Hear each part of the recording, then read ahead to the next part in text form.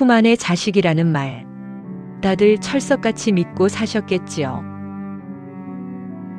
내 청춘 다 바쳐서 지극정성으로 키워내면 내 노후도 따뜻할 줄 알았습니다. 하지만 남은 것은 송곳 하나 꽂을 곳 없는 텅 빈 통장과 차가운 문전박대뿐이었습니다. 엄마 때문에 창피해서 못 살겠어. 내 가슴에 대못을 박던 아들의 그 차가운 목소리가 아직도 귀에 생생합니다. 자식을 위해 모든 것을 내어주고 빈털터리가 된 70대 노모. 그 노모가 인생의 막다른 길에서 눈물로 깨달은 마지막 한 가지. 지금 그 기가 막힌 사연을 담담하게 시작합니다. 그날은 유난히도 찬 바람이 매섭게 불던 어느 겨울날 저녁이었습니다. 새벽부터 손주 녀석을 업어 키우고 하루 종일 허리 한번 못 편 채 집안일을 도맡아 했던 날입니다. 거칠어진 노모의 손끝은 이미 갈라져 피가 배어나왔습니다. 자식 내외 퇴근 시간에 맞춰 뜨끈한 된장찌개를 끓여놓고 숨을 돌리던 참이었습니다. 현관문이 열리며 들어온 아들은 인사는커녕 얼굴을 잔뜩 찌푸렸습니다. 엄마, 내가 집에서 이런 냄새 풍기지 말라고 했잖아. 회사 사람이라도 오면 어쩌려고 그래. 아들의 날카로운 타박에 어머니의 손이 덜덜 떨리기 시작합니다. 정성껏 차려낸 밥상은 순식간에 냉랭한 공기 속에서 차갑게 식어갔습니다. 며느리는 옆에서 말 한마디 없이 한숨만 푹푹 내쉬며 수저를 탁 소리나게 내려놓았습니다. 순자 씨가 아들에게 준 것은 단순한 밥상만이 아니었습니다. 평생 시장 바닥에서 생선 비린내를 맡아가며 피땀 흘려 모은 전세금 2억 원. 엄마, 이번 한 번만 도와주면 대기업 과장 체면 좀 살려. 그 한마디에 자식 앞길 막을까봐 내 노후 자금인 줄 알면서도 전부 넘겨주었던 그날이었습니다. 돈을 가져갈 때의 아들은 세상에 둘도 없는 효자였습니다. 하지만 어머니의 지갑이 텅 비고 더 이상 빼먹을 돈이 없어지자 대접이 180도 달라졌습니다. 어머니, 요즘 애들 교육비가 얼만지 아세요? 눈치 없이 그렇게 계시면 저희 숨 막혀요. 며느리는 대놓고 면박을 주었고 아들은 그 모습을 보면서도 그저 방관할 뿐이었습니다. 내가 준 사랑과 희생이 어느새 당연한 권리가 되어 내 심장을 난도질하고 있었습니다. 엄마도 이제 엄마 인생 찾아가야지.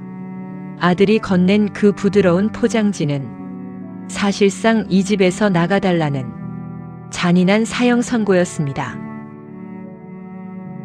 방 한 칸 내어주는 것이 그토록 아까웠던 자식은 결국 노모의 낡은 보따리를 현관 앞으로 밀어냈습니다. 내가 내어준 살점들이 부메랑이 되어 돌아와 내 가슴을 찌를 줄은 꿈에도 몰랐습니다. 평생을 바쳐 키운 자식에게 짐짝 취급을 받으며 쫓겨나던 그 순간 순자 씨의 가슴속 깊은 곳에서는 피눈물이 하염없이 흘러내렸습니다. 내가 자식을 키운 게 아니라 내 무덤을 내 손으로 파고 있었구나. 결국 순자 씨는 손때 묻은 작은 보따리 하나를 쥐고 그 집의 문턱을 넘었습니다. 화려한 아파트의 디지털 도어락이 철컥 소리를 내며 잠길 때 어머니의 세상도 함께 무너졌습니다.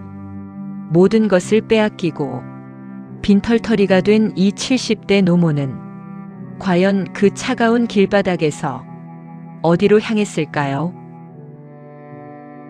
그리고 인생의 가장 어두운 바닥에서 뼈저리게 깨달은 그 눈물겨운 한 가지는 과연 무엇이었을까요? 자식에게 아낌없이 주고 빈손이 되어서야 비로소 열린 노모의 진짜 인생 이야기. 그 처절하고도 가슴 시린 전개가 지금 본격적으로 펼쳐집니다. 순자 씨의 하루는 남들보다 훨씬 일찍 시작되었습니다. 새벽 4시에 서슬 퍼런찬 바람을 맞으며 시장 바닥으로 향하던 그 무거운 발걸음, 얼음이 둥둥 뜬 차가운 물에 맨손으로 배추를 씻어내고 열무를 다듬어야 했습니다. 고무 장갑을 낄 시간조차 아까워 맨살로 얼음물을 받아내던 시절이었습니다. 우리 민우 대학 등록금만 마련할 수 있다면 갈라진 손끝에서 붉은 피가 툭툭 배어나와도 매서운 소금물에 쓰라려 잠을 못 자도 버틸 수 있었던 이유는 오직 하나였습니다. 내 자식의 이름 석차였습니다. 순자 씨의 둥근 얼굴에는 그 모진 세월의 풍파가 고스란히 주름으로 새겨졌습니다. 희끗희끗한 짧은 파마머리 사이로 하얀 입김이 안개처럼 피어오르던 외롭고 고독한 새벽이었습니다. 아들이 대학을 무사히 졸업하고 남들이 부러워하는 대기업에 입사하던 날, 순자 씨는 차가운 방바닥에서 신령님께 몇 번이고 절을 올리며 하염없이 눈물을 흘렸습니다. 이제 내 고생은 다 끝났구나. 내 인생도 보상받는 날이 오는구나. 그렇게 자식의 성공을 보며 남은 여생은 평온할 줄만 알았습니다. 그러던 어느 날 장성한 아들이 어두운 얼굴로 노모를 찾아왔습니다. 엄마, 요즘 서울 전세금이 너무 올라서 결혼을 못하겠어. 체면이 있지, 남들만큼은 하고 시작하고 싶단 말이야. 아들의 한숨 섞인 원망에 순자 씨는 가슴이 미어지는 것 같았습니다. 결국 한치의 망설임도 없이 30년 넘게 시장 바닥에서 뼈를 갈아모은 낡은 아파트의 보증금을 뺐습니다. 내 노후를 지켜줄 유일한 보루이자 내 목숨과도 같았던 피땀 어린 2억 원이었습니다. 아들은 어머니의 돈으로 번듯한 신축 아파트를 얻었고 화려한 결혼식을 올렸습니다. 순자 씨는 좁고 어두운 단칸방으로 거처를 옮겼지만 자식이 행복해하는 모습만 봐도 그저 배가 부르고 행복했습니다. 얼마 후 손주가 태어났다는 소식이 들려왔고 노모는 또다시 해진 짐을 꾸렸습니다. 어머니, 요즘 입주 도우미 비용이 한 달에 수백만 원이래요. 우리 형편에 도저히 엄두가 안 나는데 어쩌죠? 며느리가 넌지시 흘린 그 여우 같은 한마디에 순자 씨는 아들 집에 자발적인 식모로 들어갔습니다. 내 몸이 부서지는 줄도 모르고 새벽부터 청소기를 돌리고 빨래를 했습니다. 퉁퉁 부어오른 무릎으로 계단을 오르내리며 손주의 기저귀를 갈고 이유식을 끓였습니다. 밤이면 시린 관절 때문에 신음이 터져 나왔지만 자식 내외에게 짐이 될까봐 이불을 틀어쥐고 소리를 죽여가며 버텼습니다. 시간이 흐르고 손주들이 자라나자 처음에는 눈물로 고마워하던 자식들의 태도가 소리 없이 달라지기 시작했습니다. 시장에서 입던 낡고 유행 지난 옷차림이 집안의 세련된 대리석 인테리어와 어울리지 않는다는 무언의 압박이었습니다. 친구들을 집에 초대하기 좋아하는 며느리는 시어머니가 거실에 앉아 있는 것 자체를 불편해하며 대놓고 눈치를 주었습니다. 어머니, 오늘 제 친구들 오기로 했으니까 밖에서 바람 좀 쐬고 오세요. 저녁 늦게 들어오시는 게 편할 거예요. 차가운 가을바람이 부는 아스팔트 거리에 등 떠밀리듯 맨몸으로 나왔습니다. 순자 씨는 갈 곳이 없어 아파트 단지 외곽의 쓸쓸한 벤치에 앉아 하염없이 시간을 보냈습니다. 내가 평생을 바쳐 일구어낸 자식의 가정에서 정작 나 자신은 갈 곳 없는 이방인이 되어가고 있었습니다. 노모의 한계 없는 희생은 결국 자식들에게 고마움이 아닌 당연한 서비스이자 독이 되고 말았습니다. 가진 돈을 전부 내어주고 남은 육신까지 바쳐 일해주었지만 돌아온 것은 차가운 무관심과 귀찮음 뿐이었습니다. 그리고 어느 날 저녁 식사 자리에서 아들은 어머니의 가슴에 확인 사살을 하는 충격적인 제안을 담담하게 꺼내놓았습니다. 엄마, 우리도 이제 애들이 커서 각자 방이 부족한 거 알지? 아들의 입에서 흘러나온 그 잔인하고도 매정한 한마디에 순자 씨가 버티고 있던 세계가 와르르 무너졌습니다. 모든 것을 다 내어주고 밑동만 남은 나무에 가장 날카롭고 무자비한 도끼날이 날아와 꽂히는 순간이었습니다. 과연 아들이 친어머니에게 건넨 그 잔인한 제안의 실체는 무엇이었을까요? 그리고 순자 씨는 그 앞에서 어떤 선택을 할 수밖에 없었을까요? 자식이라는 이름의 잔혹한 이기심이 만드는 그 갈등의 서막이 이제 다음 장에서 처절하게 이어집니다. 엄마도 참 눈치가 없으시네. 아들의 입에서 흘러나온 그 무심한 한마디는 순자 씨의 귀를 의심하게 만들었습니다. 민우야, 그게 무슨 말이냐? 내가 이 집에서 나갔으면 좋겠다는 거냐? 순자 씨가 떨리는 목소리로 간신히 물었지만 아들은 끝내 어머니의 시선을 피했습니다. 애들이 이제 중학생이 되잖아.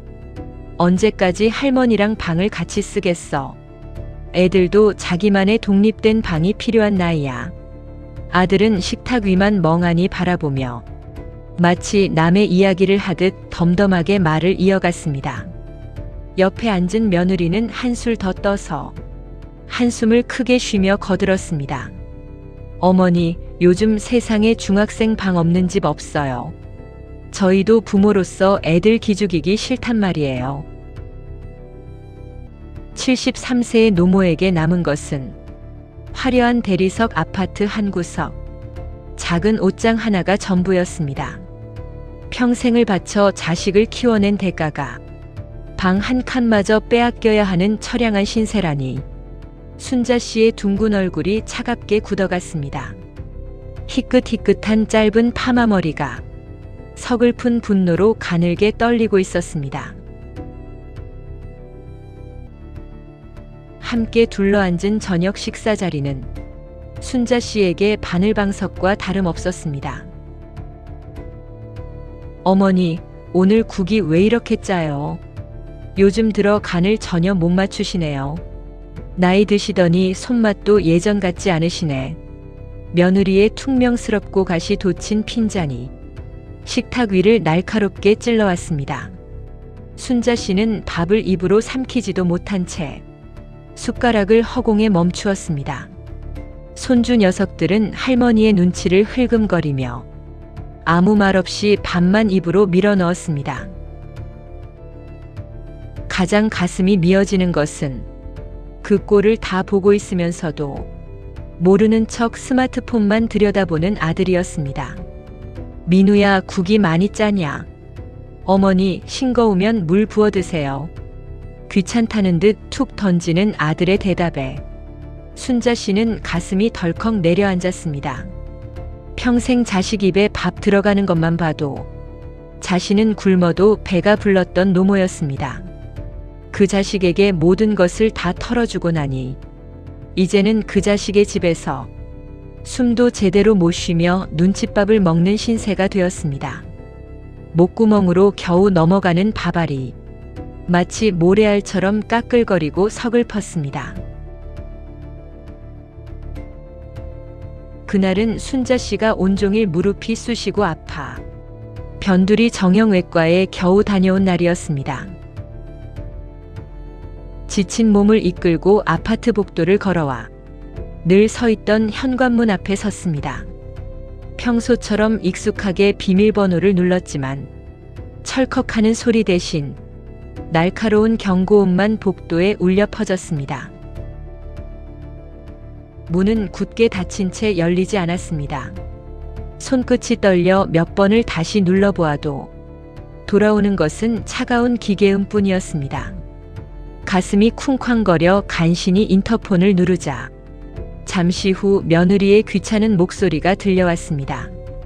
아, 어머니, 아직 안 들어오셨어요. 요즘 세상이 흉해서 도어락 비밀번호 바꿨어요. 지금 애들 과외 중이라 문 열어주기 곤란하니까.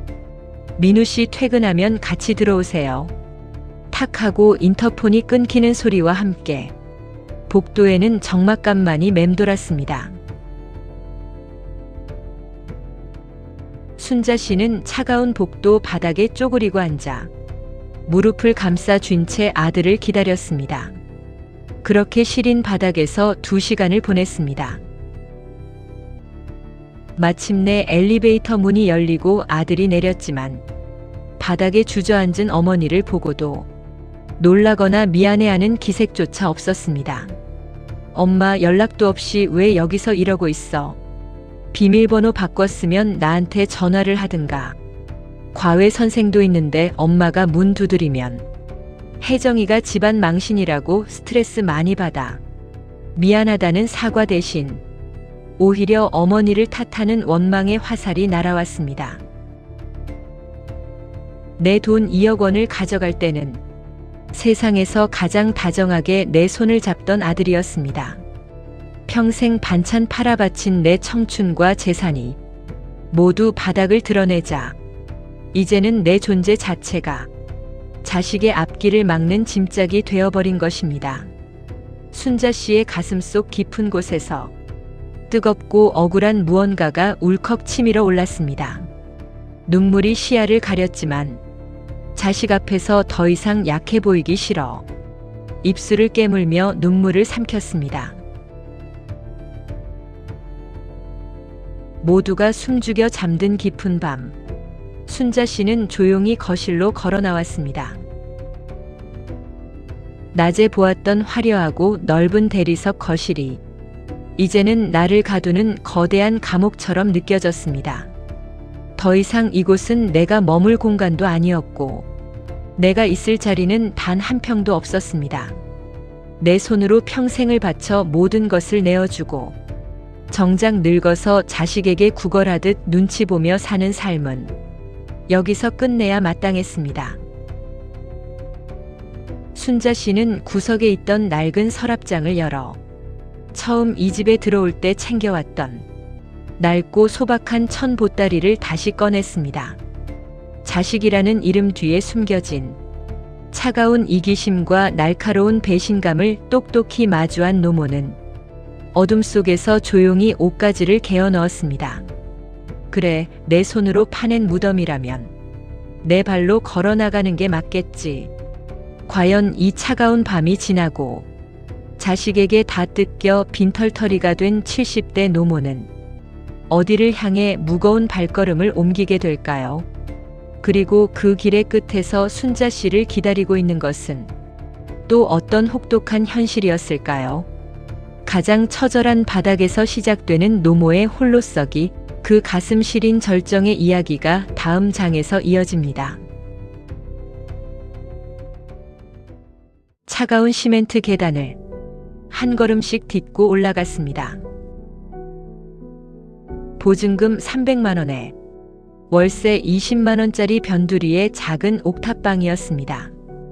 허리를 제대로 펴기도 힘든 낡고 색이 바랜 미닫이 문이 순자 씨를 맞이했습니다. 방바닥에 손때 묻은 보따리를 내려놓자 매끄럽고 따뜻하던 아들 집의 대리석 대신 서늘하고 눅눅한 한기가 바닥을 타고 올라왔습니다. 73세의 노모는 텅 빈 방 한가운데에 덩그러니 앉았습니다. 둥근 얼굴에 깊게 패인 주름마다 지나온 모진 세월의 눈물이 무겁게 고였습니다. 희끗희끗한 짧은 파마머리 위로 옥탑방에 쓸쓸한 먼지가 서글프게 내려앉았습니다. 내가 평생을 바쳐 자식을 키운 결과가 결국 이 좁고 외딴 방 한 칸이라는 사실이 차가운 한기가 되어 온몸을 감쌌습니다. 밤이 깊어지자 사방의 얇은 벽 틈새로 매서운 겨울바람이 들이쳤습니다. 아들 집에서 들고 나온 낡고 얇은 이불을 턱 밑까지 간신히 끌어올렸습니다. 평생을 바쳐서 뼈를 갈아 키운 자식인데 나한테 어떻게 이럴 수가 있을까? 시장에서 생선 비린내를 맡아가며 손가락이 짓무르고 무릎 연골이 다 닳도록 돈을 바쳤던 그 길고 길었던 시간들이 주마등처럼 스쳐갔습니다. 머릿속에서는 여전히 아들의 차가운 눈빛과 며느리의 깊은 한숨소리가 환청처럼 맴돌았습니다. 가슴이 꽉 막힌 것처럼 답답해져 도무지 숨을 쉴 수가 없었습니다. 밀려오는 억울함과 처절한 배신감에 노모는 낡은 이불자락을 손이 하얘지도록 틀어쥐고 사방이 조용한 방 안에서 소리 없이 흐느꼈습니다. 자식에게 헌신한 대가가 이토록 시리다는 것을 순자 씨는 온몸으로 겪어내고 있었습니다. 그렇게 일주일이라는 시간이 흘러서야 현관문 밖에서 가파른 계단을 오르는 발소리가 들렸습니다.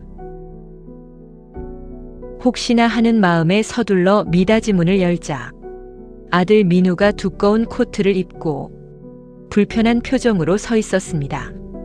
엄마, 방은 생각보다 깨끗하고 살만하네. 이건 혜정이가 냉장고 정리하면서 보낸 반찬이야. 아들은 방 안을 대충 훑어보더니 들고 온 플라스틱 반찬통 몇 개를 바닥에 툭 내려놓았습니다. 혹시나 다시 집으로 들어오라는 말을 꺼내지 않을까? 노모의 거칠어진 눈빛에 아주 작은 기대가 스쳐 지나갔습니다. 근데 엄마, 우리 이번에 주식 부도난 거 메우느라 빚이 많아. 그러니까 당분간 엄마한테 생활비는 따로 못 보내줘요. 엄마도 모아둔 돈 정말 없지? 있으면 좀 보태주면 좋은데. 아들의 입에서 나온 마지막 확인 사살에 순자 씨는 완전히 벼랑 끝으로 밀려났습니다. 혼자 사는 늙은 어머니의 건강이나 안부는 안중에도 없고 오직 돈 얘기뿐인 자식의 모습이었습니다. 어머니의 마지막 피 한 방울까지 쥐어짜려는 듯한 아들의 대사는 순자 씨의 심장에 가장 날카로운 빗으로 꽂혔습니다. 매정하게 뒤돌아 계단을 내려가는 아들의 뒷모습을 본 뒤 순자 씨는 신발장 옆에 아슬아슬하게 걸린 낡고 깨진 작은 거울 앞에 섰습니다.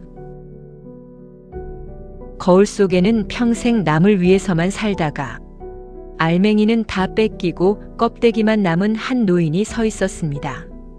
얼굴은 푸석하게 찌들어 있었고 자식만 바라보던 눈빛은 생기를 완전히 잃어버린 상태였습니다. 그동안 자식이라는 거대한 우상에 내 모든 것을 바치느라 정작 나 자신은 굶기고 헐벗겼다는 사실을 뼈저리게 깨달았습니다. 내가 평생 나를 버리고 자식 눈치만 보며 살았구나. 처음으로 자식이 아닌 그동안 고생만 했던 자기 자신에 대한 지독한 가여움이 가슴 저 밑바닥에서부터 밀려왔습니다. 노모의 눈에서 흘러내린 뜨거운 눈물은 자식을 향한 원망이 아니라 평생 돌보지 못했던 스스로에 대한 미안함의 눈물이었습니다. 모든 것을 다 빼앗기고 빈털터리가 되고 나서야 비로소 순자 씨의 눈이 똑바로 열렸습니다. 더 이상 자식의 자비나 가짜 효도에 내 남은 귀한 인생을 구걸하지 않겠다고 순자 씨는 거울을 보며 굳게 다짐했습니다. 보따리 깊숙한 곳에서 잠자고 있던 먼지 묻은 낡은 시장 앞치마를 다시 꺼냈습니다. 자식에게 다 뜯기고 빈털터리가 되어서야 처음으로 내 인생을 온전히 살아야겠다는 강한 의지가 온몸에서 샘솟았습니다.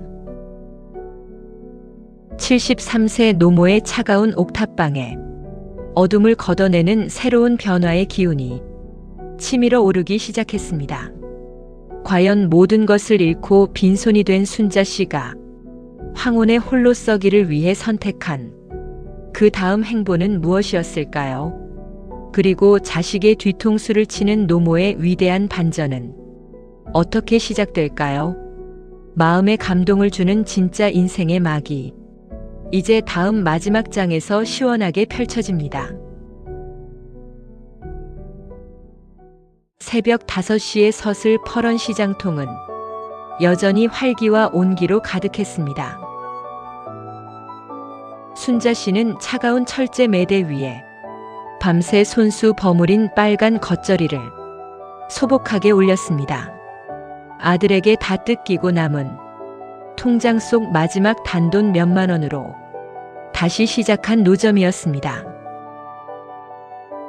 빨간 고무 장갑을 낀 손끝은 시렸지만 자식 집에서 눈칫밥을 먹던 때처럼 마음이 허하거나 서글프지 않았습니다.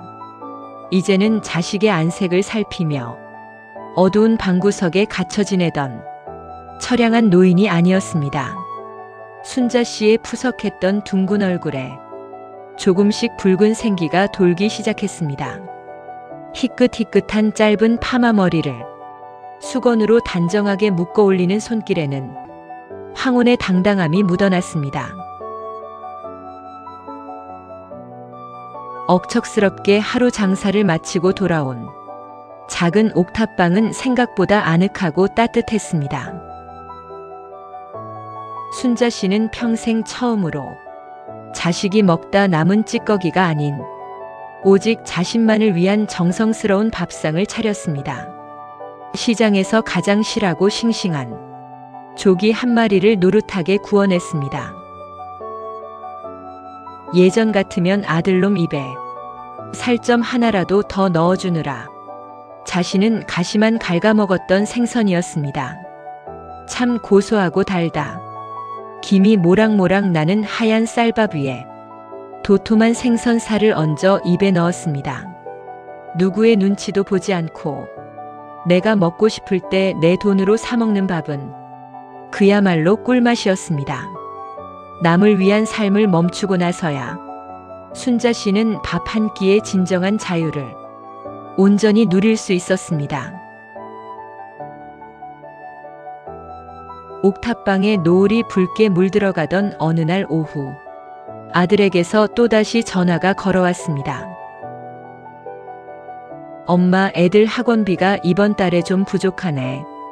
요즘 시장에서 돈 좀 번다면서 몇십만 원만 붙여줘.